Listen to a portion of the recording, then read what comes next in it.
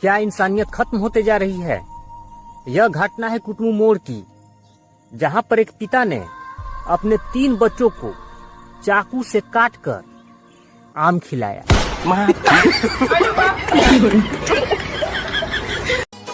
अरे जिनकी बीवियों को घूमने का बहुत शौक होता है ना, भगवान अक्सर उनके हस्बैंड को दुकानदार बना देते हैं।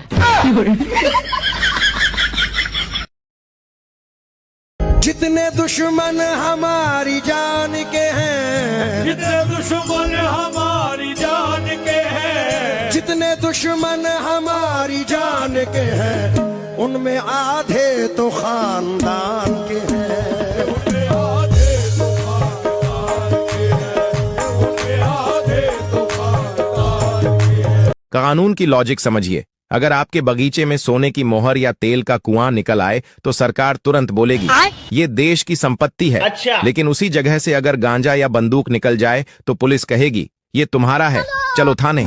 मतलब या अगर तुमसे कोई पूछता है कि भाई कितना कमा लेते हो, तो सबसे पहले तो तुम्हें इस सवाल से घबराना बिल्कुल भी नहीं है। तुम्हें करना क्या है, तुम्हें उससे कहना है कि आरबीआई कहता है कि अपने खाते से जुड़ी जानकारी किसी के साथ साझा न करें, इसमें वित्त जोखिम शामिल है। अब इससे होएगा क्या? देखो, अगर आदमी अनपढ़ होएगा तो ये भारी भारी शब्द सुन के वो अपने हिसाब से तुम्हारी नौकरी का अंदाजा लगा लेगा, और अगर आदमी पढ़ा लिखा होया तो समझ ही जाएगा कि तुम बेरोजगार हो। घबराना किसी समस्या का समाधान नहीं है, बेशर्म बनो। किसी को दर्द में देखकर उस पर जरूर हंसें, ताकि वो अपने दर्द को भुलाकर आपको गाली देने में व्यस्त हो जाए।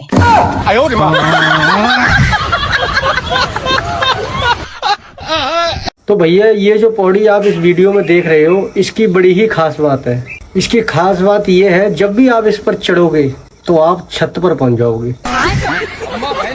मैं ना अपने टैलेंट के दम पे पैसा कमाऊंगी। चुगलियां करने के भी पैसे मिलने लग गए। भगवान जी देखो, मैं ज्यादा नहीं मांग रहा, लेकिन इतना धन तो दो कि मैं भी बोल सकूं तन मन धन सब कुछ है तेरा। अभी कुछ बच ही नहीं रहा तो मैं कैसे बोलूं तेरा तुझको अर्पण। अर्पण की तो स्थिति ही नहीं आ पा रही। ए मोदी जी, ये विकास बुकोस की बातें मत करो। माँ के खोपड़े में गया देश का विकास। अरे हम जिंदे रहेंगे तभी तो विकास देखेंगे। आए दिन औरतें अपने पतियों को सुलटा रही। अब एक न मार का बाथरूम के फर्श के नीचे दबा दिया। तुम्हारी तो है नहीं तो तुम्हें कोई टेंशन नहीं, पर हमारी है, हमारी फटी पड़ी। यही समझ में ना आ रहा किस दिन मारेगी, किस तरीके से मारेगी। तो मोदी जी पहले रोको इन औरतों का विकास, ताकि बची रहे हमारी थोड़ी सी सांस, और फिर एक पति बचाओ योजना चलाओ और हम मजलूम मर्दों को बचाओ। मोदी जी बचा लो, नहीं तो हम गए। और पूरे दिन बकचोदी करके तुम्हें हंसाने में मजा आता है मुझे, वरना तुम चूतियों से ज्यादा समझदार हूँ मैं। बेटे सोचना ही बात, बहुत दिमाग है मेरे पास, बादाम कम कोई खा रहा हूँ मैं। पहले तो कभी कभी गम था, अब तो हर पल ही लाइफ औकात दिखाती है। जैसे शांत बैठूं सालिए तो नचाती है। पहले क्या स्ट्रेस मेरा कम था, जो ये अब और मेरी रोज बजाती है। जैसे शांत बैठूं नया सीन बनाती है।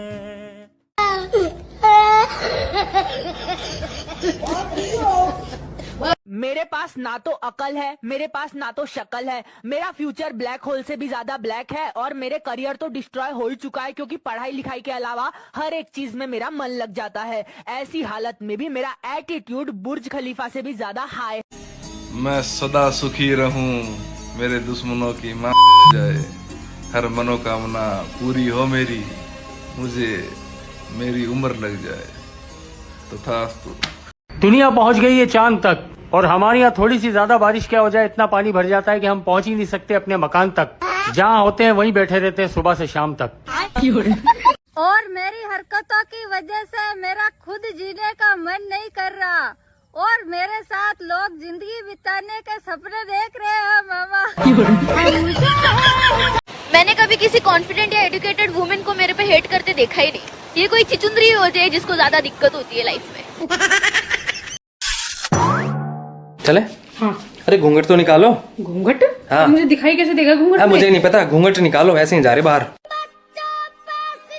पता है हमारे गांव में ना एक नई बहू आई थी, वो ना ऐसे घूंघट करके जा रही थी। अच्छा। और वो ना किसी और के साथ बाइक पे बैठ गई, आज तक नहीं आई वापिस। और एंड तो तुम घूंघट हटा लो यार। अरे नहीं घूंघट नहीं हटा लो, नहीं ऐसे ही चलते हैं, घूंघट हटा लो। आजकल कौन घूंघट करता है, हटा लो। आ जाओ। को कहते हैं दूध और कड़ को कहते हैं दही। तुम्हारे दिल में कहीं मैं तो नहीं।